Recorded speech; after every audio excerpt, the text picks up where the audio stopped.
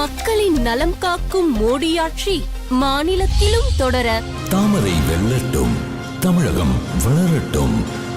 வணக்கம். இன்னைக்கு ஒரு வாக்குமூலத்தை நான் கொடுக்கலான்னு நினைச்சேன். ஓ, அப்படியா விஷயம்? அதாவது இது ஒரு மனமாற்றம் அப்படின்னு கூட நம்ம எடுத்துக்கலாம். நல்லா இருக்க. இந்த மனமாற்றம் என்ன அப்படின்னாக்க, என்னுடைய கடந்த கால தவறுகளை எல்லாம் நான் அதாவது திமுக அப்படின்ற ஒரு கட்சி கூட சொல்லக்கூடாது, அதை இயக்கம் அப்படின்னு சொல்லணும். இந்த மாபெரும் இயக்கத்தின் தலைவர்களாக இருக்கக்கூடிய திரு ஸ்டாலின் அவர்களாக இருக்கட்டும், தளபதி ஸ்டாலினா இருக்கட்டும். என்னதான் சொந்தமா இருந்தாலும் ஊர்ல பெரிய மனுஷன் இல்லையா, பொது இடத்துல வச்சு லந்த கொடுத்துக்கிட்டு இருக்க. இளம் தலைவர், சின்னவர், மாண்புமிகு சின்னவர்,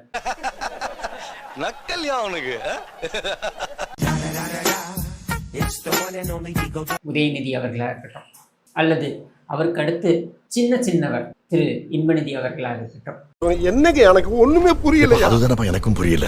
இவங்களை பற்றியெல்லாம் நான் பேசியது எவ்வளவு பெரிய குற்றம் அப்படின்றத நான் புரிஞ்சுக்கிட்டேன்.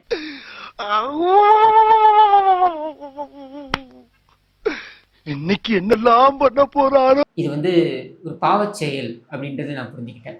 அது மட்டும் இல்லாம சமுதாயத்திற்கு இந்த குடும்பத்துடைய உழைப்பு அப்படின்றத நான் குறைச்சி மதிப்பிட்டுட்டேன். அது மட்டும் இல்லாமல் அவங்கள நான் ஒரு எள்ளி நகையாடிட்டேன்.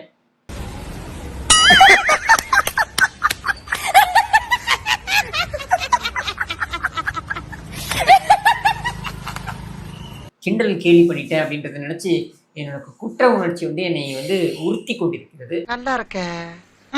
அதனால நான் என்னுடைய மனமாற்றத்தை இங்கே அறிவிக்கிறேன். இடியே ஆனாலும் தாங்கி கொள்ளும் இதயம். நான் திராவிட முன்னேற்ற கழகத்திற்கு என்னுடைய மனப்பூர்வமான ஆதரவை தெரிவிப்பதோடு அல்லாமல்,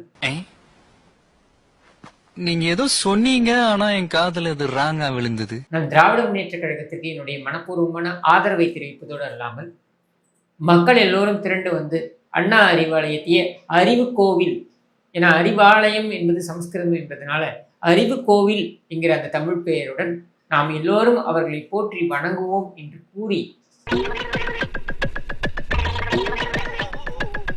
இன்றைக்கு இந்த நிகழ்ச்சியை துவங்குவோம்.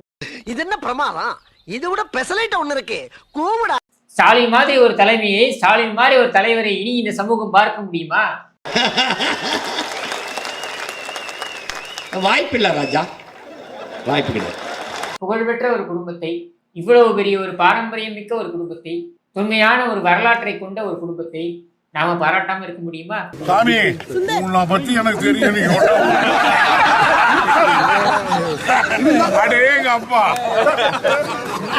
மாபெரும் மனிதராக, வாழும் மகாத்மாவாக இங்கே நடமாடிக் கொண்டிருக்கின்ற நமது அருமை ஸ்டாலின் அவர்கள். என்னடி சொல்ற? நீ என்ன சொல்ற? April fool. அடங்கம்மால உங்க வீட்டு பிள்ளையா நினைச்சு எல்லாரும் என்னை மன்னிச்சிருங்க.